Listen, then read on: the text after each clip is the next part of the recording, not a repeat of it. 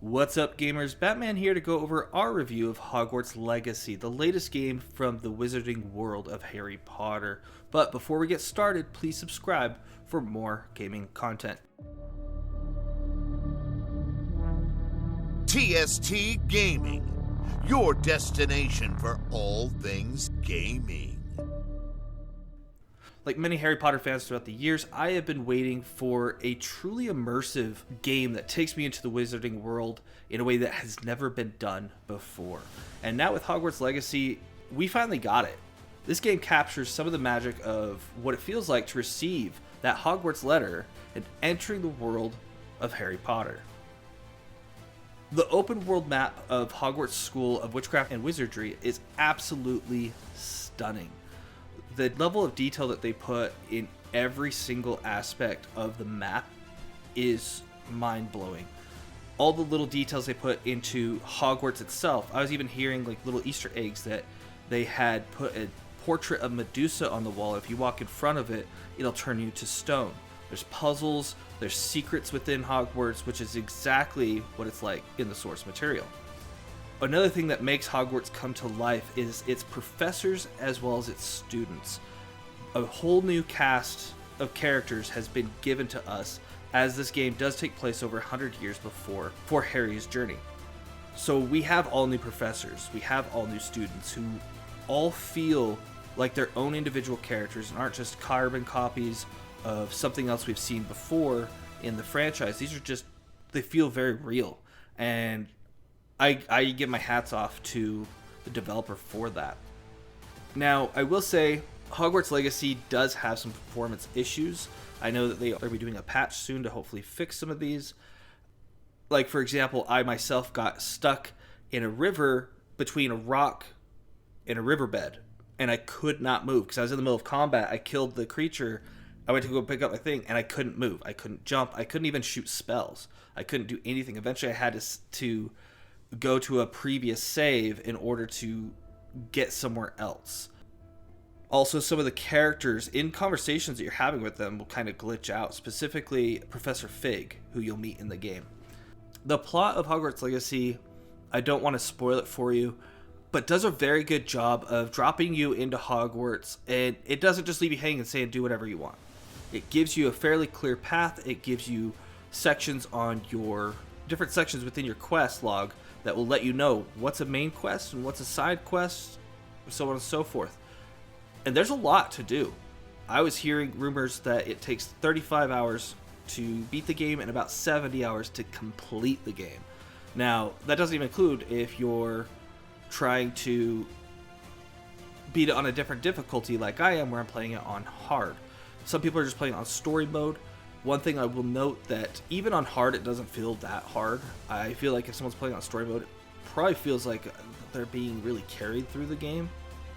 But at the same time, it's not so noticeable that it makes you not enjoy the game. I've had some serious encounters where I didn't know where I actually died a few times before I could take down that mountain troll.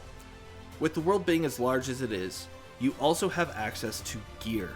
And the thing I absolutely loved about this gear setup that they have, the gear system that they have, is that you can wear whatever you want and look completely different. You don't have to unlock anything crazy in order to do it.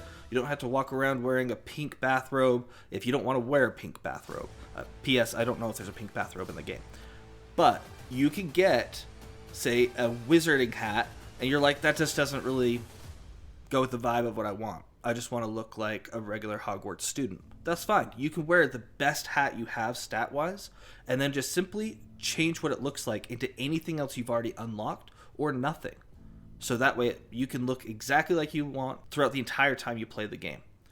Sometimes I'll actually jump back and forth because I'm just that nerdy that if I'm going to class, sometimes I'm like, oh, I probably should put on my robe. So I at least kind of blend in more with the characters around me. And then if I'm just running outside, I'm going to Hogsmeade and all that, I'll usually throw on, some slacks and a vest and a hat. Next, I'd like to talk about the combat system. The combat system is a lot of fun. A lot more fun than I'd expect it to be just watching the movies alone. It just seems like a lot of whip a wand, say a word, rinse and repeat. But in this game, it is very different than that because the combat system allows you to use a wide variety of spells that will allow you to do different types of spells with very different abilities, and some of them work better on enemies than others. And so you have to strategize and say, I'm going to do this, then I'm going to do this, and you start to create your own combos and battle tactics. And sometimes you can do the exact same routine over and over again. Sometimes you're like, you know what, I got to switch it out, I got to do this. Sometimes you get to switch to a whole different mindset of how can I get through this, especially on the harder difficulty, because you can only have so many spells equipped at any one time. So that makes it a little bit hazardous in terms of strategizing. There are ways to increase the number of spells that can be equipped at any given time. And by the end, you learn a lot of different kinds of spells. There's so much to do in this game. You could go around finding all the chests in an area. You could unlock some of the secrets of Hogwarts, revisit some of your favorite places in the Wizarding World, and easily get lost doing so. Exploration, if they remove exploration from the game, our time would be dropped significantly, because it's just so addicting and easy to fall into a trap of, I'm going to start exploring over here, what's over here? And then you move on to the next area. Before you realize it, you've been playing for an hour and haven't done anything meaningful to a quest. You've just been exploring, collecting a little bit of gear, getting some stuff. But it's still so much fun just to explore in a way that feels like it's not required, that it's just there for you if you want to. Another thing I love about this game is the flying in this game, which could be actually really useful if you need to get out of a combat situation really quickly. I've done that multiple times because I was underleveled and walked into a group of something that I wasn't ready for, and they start attacking me. Before I do anything else, I just get on my broom and zip out of there.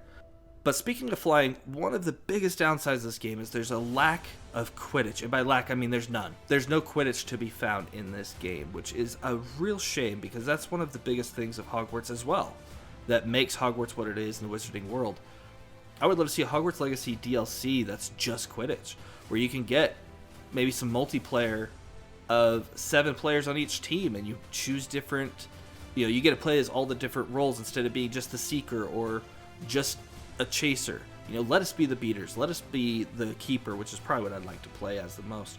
Or if anything, hopefully we can get a game that looks this good that's just for Quidditch, and maybe you can customize your brooms to be different speeds and different handles and acceleration and things of that nature, so that way you can truly customize you and your team and work together. While in theory that works fantastic, we'll see if it ever happens. This is easily one of the best game soundtracks for a franchise that I've ever heard. Not only do they borrow from the fantastic John Williams themes that we all know and love from the movies, but they also incorporate some new themes that just happen to feel right at home in this game. Overall, I would give this game a 9 out of 10. If it didn't have performance issues and if it had Quidditch, I think it would be easily a 10. It's definitely one of the best games that I have played in a very long time. I've even been hearing from some people that this is the best game that they've ever played. And so if you are sitting on the fence, you're debating on whether you should get it or not, get it. The developers truly were fans of this game and made this game for fans. But let us know down in the comments below what you think of Hogwarts Legacy. And that's all we have for today. If you did enjoy this video, please like and subscribe. Thank you for watching TST Gaming, and until next time, just play.